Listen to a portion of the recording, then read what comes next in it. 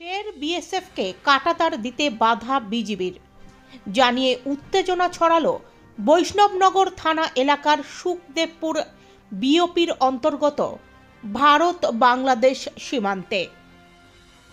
প্রসঙ্গত গত 3 দিন ধরেই সীমান্ত এলাকায় উত্তেজনা চলছে।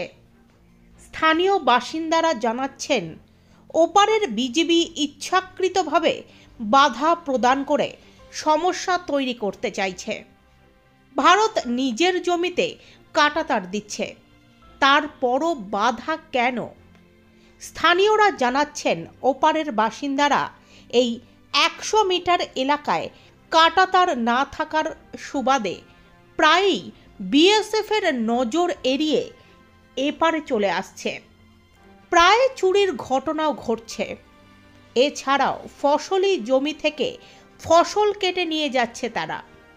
এছাড়াও অবৈধভাবে অনুপ্রবেশ করে ভারতের বিভিন্ন প্রান্তে ছড়িয়ে পড়ছে ওরা।